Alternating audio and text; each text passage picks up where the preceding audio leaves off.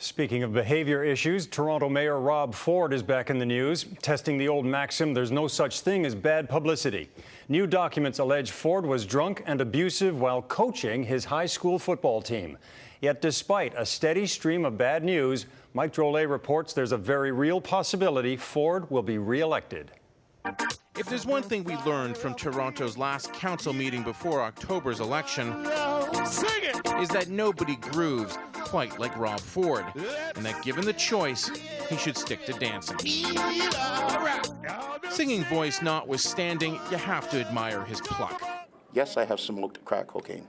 Written off months ago after his well-documented series of gaffes and time spent in rehab, Ford is suddenly the comeback kid. Recent polls show he's within a few points of first place. Who'd have thought that was possible during his darkest days? This is not a farewell speech, so sorry about that. The sudden uptick can be attributed to a few things. He's kept his nose clean and for the most part flown under the radar. Ford, political experts agree, is his own worst enemy. No, the impression is not positive.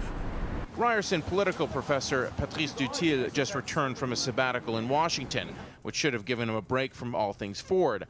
However, as soon as he mentioned he was from Toronto, he was bombarded with questions about the mayor. How does a person like this survive politics? How can the politics of Torontonians allow somebody like that to continue to keep a measure of popularity? It's a mystery. Even today, new documents have emerged shining a light on the real reason he was let go as a high school football coach, which was his passion project. Among the allegations were that the mayor shows up late and visibly inebriated at his team's final practice.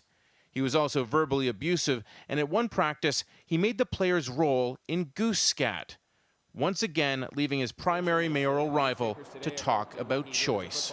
Those documents speak for themselves, and I think it really just underlines again, people have a choice as to whether they want to carry on with 4 more years of what we've seen, which has been embarrassing to the city. If you believe the polls, many voters intend on doing just that. Yeah, for sure. I would not discount Rob Ford's return. I think it's something that that is entirely within the realm of the possible.